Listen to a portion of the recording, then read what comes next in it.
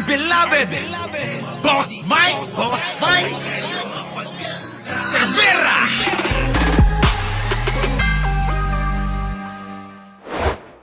Oh, lakihan mo. Yan na. US President-elect Donald Trump asked President Ferdinand Bongbong Marcos Jr. how his mother, former First Lady Imelda Marcos, was in a scheduled phone call between the two leaders. Wow! Kinamusta pa si First Lady? Bakit? Kasi si First Lady malapit dito kay Trump sa mga hindi nakakaalam. Kaya nung sinasabi nila, mga kababayan, na itong si Trump ay hindi makamarcos, fake news yan. Sabi pa nila, mga kababayan, yari na tayo, tapos na ang maliligayang araw. Oh, lagot na si Bongbong Marcos. Ganyan ang sinasabi nila. Oh, di ba? Oh. Pero ngayon, mga kababayan, mga DDS, lalakihan ko mukha ko. Panawagan sa mga DDS. Mga DDS, makinig kayo. Baka naman gusto nyo nang mag-sorry. Pwede naman yon, humingi ng paumanhin. Diba? O kaya lang, syempre, makakapal na mukha nyo. Kaya, ano pa, asahan namin dito. Diba?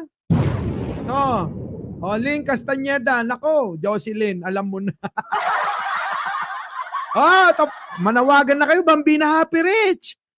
DDS. Eto na yung pinagkakalat nyo. Sabi nila, yari na, kalaban yan. Dito kami kay Trump. Nako po, sigurado ibabash na naman nila yan. Ibabash na naman nila si Trump. Kasi hindi na naman pumabor sa kanilang kagustuhan. Itong pagtawag kay Pangulo at kamustahin si First Lady Imelda Marcos. Mark Mendoza.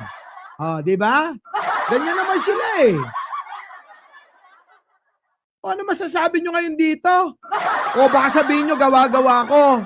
Ayan lakihan ko kasi di ko makita Ayan GMA News. Ayan GMA ang nagpalita. Titirahin nyo na naman si Puta. Tirahin nyo nga si Trump. Kaya nga nung nanalo to, kinongratulate ko agad Diba, Gemma Garais, Cristina Ponce? Abangan nyo sa mga DDS. Abangan nyo, titirahin niya nila sila Trump. Kasi gusto nila, alam nyo, sana si Duterte tinawagan mo. Ay! Diba? Ganyan ang gusto nila mangyari.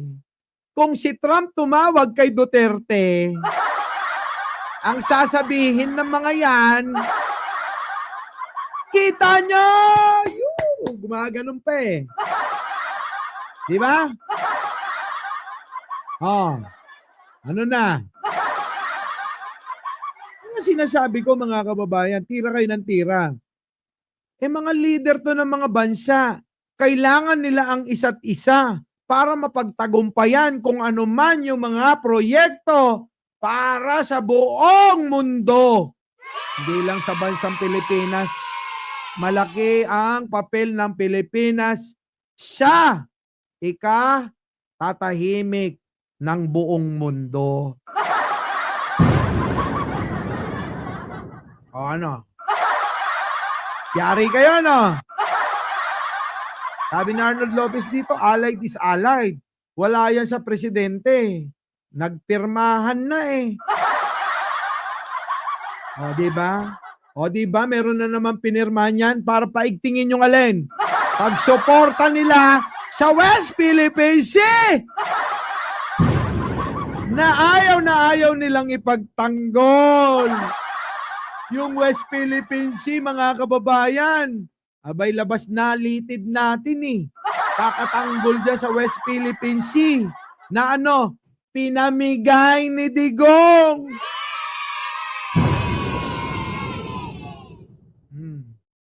Diba mga kababayan? Ah. Ha? May rendition hindi. May black eye ako. Sinuntok ako ni Jen Angel eh. Oo. Tumingin lang ako ha. Tumingin lang ako sa nakasalubong namin. Nakasalubong namin na chicks. Binati lang ako, Boss Mike. Sabay kiss. Nung nag-kiss, humakbang lang kami ng 3, sabay jumbag eh. Ano na mga kababayan? Tandaan nyo, sa mga hindi nakakaalam, matalik na magkaibigan si Trump at si Imelda Marcos at yung tatay ni Bongbong. Hindi nyo alam yon. Malaki ang naging samahan nila Trump, Ferdinand Marcos Sr. at ni Madam First Lady nung panahon na yon. Kwento yan ha. Baka sabihin na naman ninyo, gawa-gawa lang.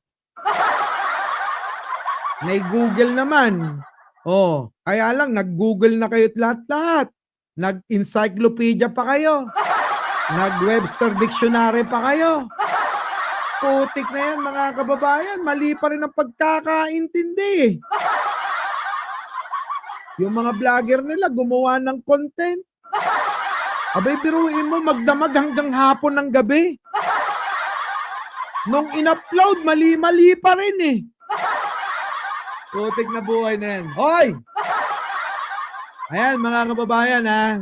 Sana naman ay naging masaya kayo ngayong araw na to. At bago tayo maghiwa-hiwalay mga kababayan, huwag niyo pong kakalimutan ng napakahalaga na billing ko. Mag-like, mag-share at mag-subscribe kayo. Dahil sa tagal nang hindi ako nakakapag-live ng dire-diretso, pinaparusahan na naman ako ng lolo ko, Lolo Whitey. Hindi na naman tayo nire-recommend. Ayan, gusto ko sana i-recommend tayo sa mga DDS na mahihina ulo.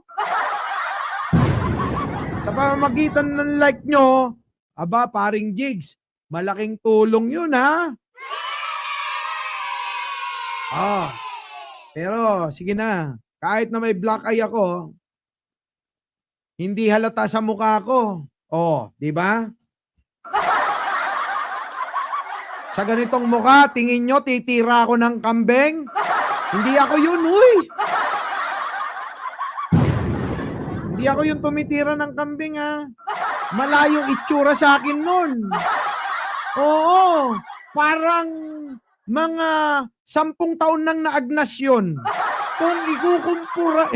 Kung ikukumpara nyo yun dito, muli, ako po ang inyong lingkod. Magandang umaga. Oy, nako yung billing ko. Sa mga Team Replay, tandaan nyo, Team Replay, mahalaga kayo. Mag-like kayo ha. Mag-share at mag-subscribe. Paabutin ninyo sa mga DDS.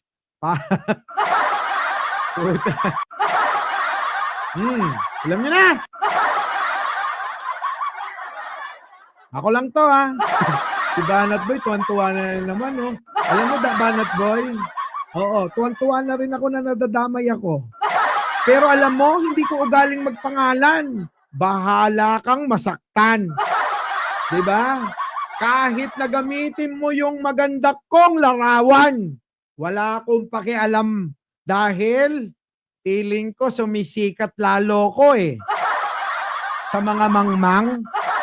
Diba? Kita nyo, pinagdiskitahan yung maganda kong larawan, tapos binibigyan ng reaksyon. Umuungol lang naman. Sabi ba naman, puta, pinagsamantalahan. Picture ko pa lang yan. Muli, ako po ang inyong lingkod, Mike Cervera po, laging nagsasabing, mahalin natin ang ating kapwa, ipagdasal natin ang ating bansa. Magandang umaga, magandang hapon at magandang gabi. Sa mandako ng mundo, naroon kayo. Siyempre, magandang buhay na rin para sa ating lahat. Our beloved Boss Mike. Boss Mike.